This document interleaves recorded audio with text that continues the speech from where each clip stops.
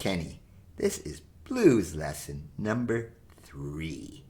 If you recall, in blues lesson number 2, I taught the 12-bar blues pattern, all right, which was 4 bars of C, and then 2 bars of F, and then 2 bars of C again, and then 1 bar of G, 1 bar of F, and 1 bar of C, all right? Now, I'm just going to expand on that because I just used basic chords there. And what I want to do now is add the 7th chords. So this diagram up here, it shows the 12 bars of the blues pattern, okay? But all I've added now, if you can notice, is the 7ths on here, all right? Okay, again, this is the C7th. Just look at these for now, because these are for changing the keys, all right? It's the same thing. But what we want to add is that 7th. And that 7th really gives the blues its particular sound. So instead of this, what we're going to expand it to is this.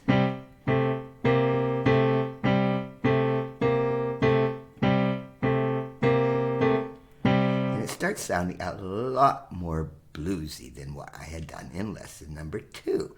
So here now, 4 bars of 4 here, 4 beats I mean, and then do it 4 times. Again, and then we're going to switch to F 7th for 2 bars.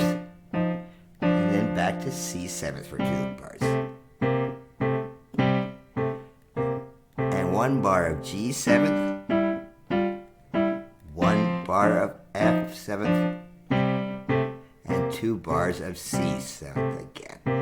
It's exactly the same thing we were doing in lesson number 2. However, now it's going to sound even more bluesy because we got that real 7th chord. And you'll remember what a 7th is. If you listen to theory lessons and a couple other lessons I did, it's a minor 7th. But in the blues, we just call it a 7th chord, not calling it a minor 7th. And the easy way to find it, all right, is you go up an octave and go down 2 semitones. You can count up a whole bunch, but it's easier just to go down. So a major 7th is actually down 1 semitone. That doesn't sound too bluesy. It's actually quite jazzy. It's used in a lot of jazz sounding pieces. But in the blues, you want that minor 7th there, all right? So when you add that 7th to the triad, you get the 7th chord, all right? It's actually sometimes called a dominant 7th chord, but not really in the blues because we want to play the C7th chord and the F7th chord and the G7th chord, all right? And it just sounds so much more bluesy. So I'll go through that one more time here, all right? 4 bars here, 1, 2, 3, 4, and now switch to F for 2 bars, and back to C for 2 bars, G7th for 1 bar, F7th for 1 bar, and C7th for 2 bars more. We will be mixing that up in later blues lessons, but I just want to stick with that for now. All right, so what the big change is adding that 7th, all right? It's still the exact same 12-bar blues pattern. Nothing has changed on that whatsoever. Now, however, with the right hand, you know, we were just doing the blues scale, which you'll see underneath my face there. That 7th is actually in that blues scale. So you've probably, if you've been playing along with it, you've been using that, all right? So just add it all the time to make it more sounding blues. Add it to this blues 7th bass part now.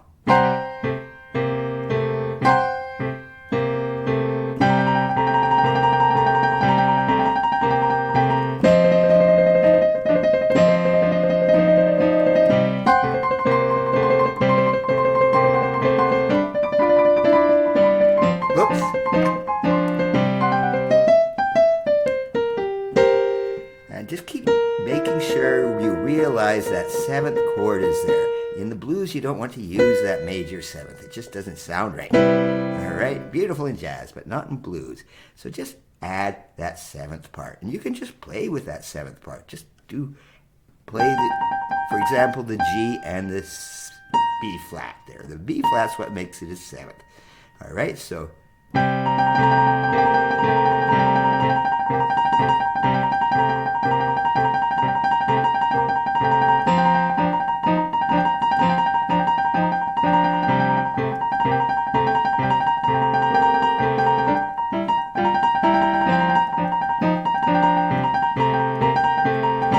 Okay, it doesn't sound great, but you can just play with it again. As I said, just fool around with your right hand, but the main thing you want to continuously do is repetitive with that left hand until you get so you don't even have to think about it. You can do it in your sleep. Okay, and now want to make it a little more difficult, a little more swingy. Go and ahead and make it a swingy blues sound.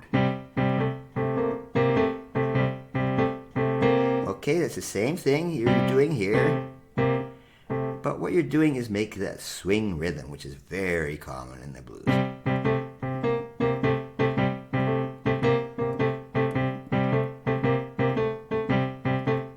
That's the C seventh there, and then to the F seventh, remember, that's just finding your F chord and going down 2 semitones, and then back to C. G. Okay, there's your G chord. Go down 2 semitones to find that seventh. And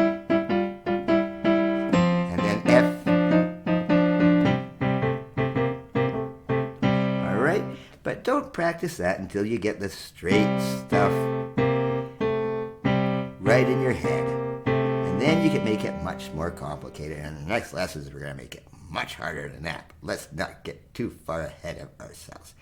Okay, I am going to move on from that and move on to changing keys because everything is not in the key of C. It's lovely. All right, the key of C is wonderful, especially if you're learning on the piano. But if you're playing with other musicians, particularly guitar players who really like playing the blues, they prefer to play in keys that have sharps in them. The major keys that have sharps, such as G major, A major, D major, even E major. So in the next part of this lesson, I am going to change the key to G major, and I will tell you why as I switch it over. Okay, now I've switched everything over, and things look a little similar. These number ones are all the same, the purple markings that I got, but now I've switched it from C to G. The first notes, and that's the G7th. That's the same thing we were using before. All right, remember it's G down 2 semitones to find that seventh. But now this is the main key of the piece, and it starts like this.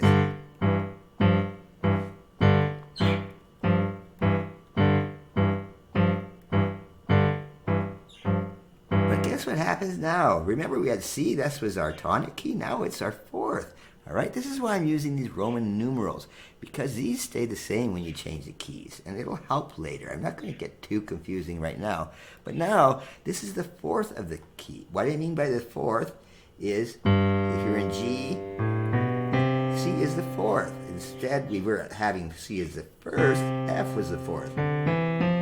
But now C is the fourth.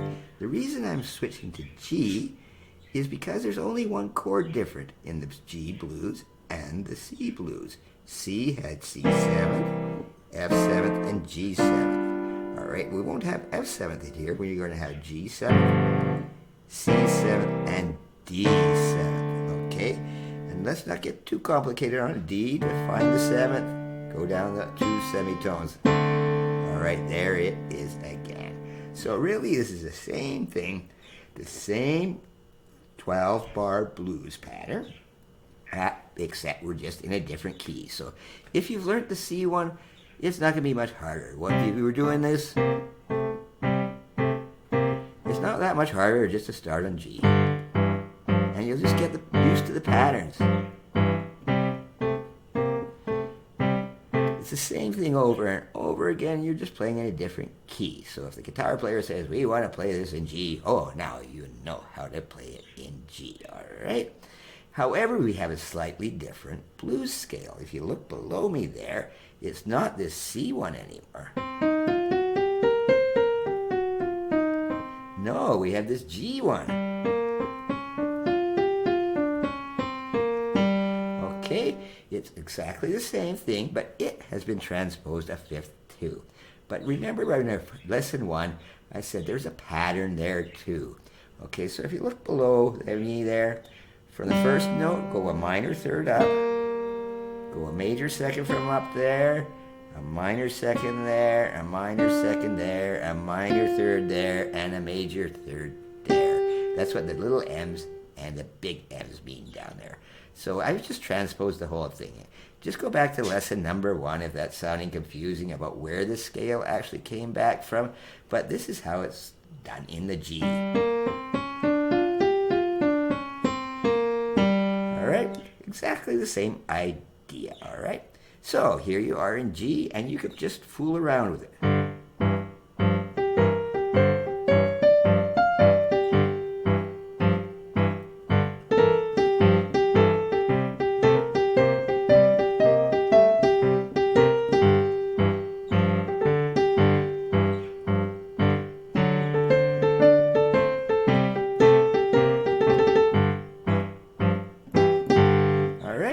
And that 7th note there, that F in the 1, that's the important note when you're playing in the G blues, because that gives it that bluesy sound, all right?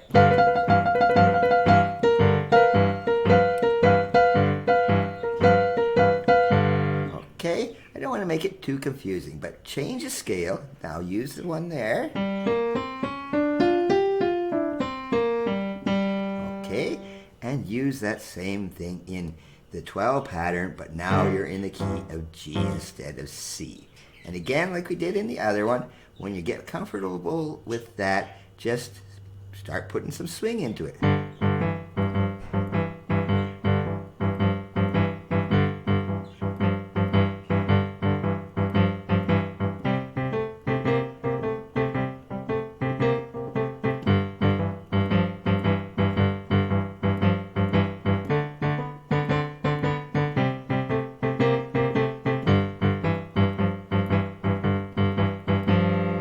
Okay, just make it so much more funner. Just have some fun with it. You know, you don't have to do that. You can just take with it. Or you can actually just play 1, 2, 3, 4, as long as you're playing the blues scale with it.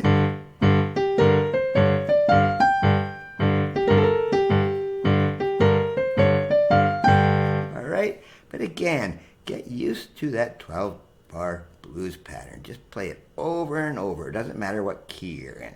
If you want to experiment, try to play it in some other keys. You don't have to. I'll be teaching in other keys. But for now, just try to get used to playing the blues in the C. And then switch the key to G. Very similar once you get used to it. It's really hard once in a while to change keys. But once you get used to it, it just becomes somewhat automatic. Okay, that was blues lesson number 3. And we'll make it even more difficult in lesson number 4. Thank you.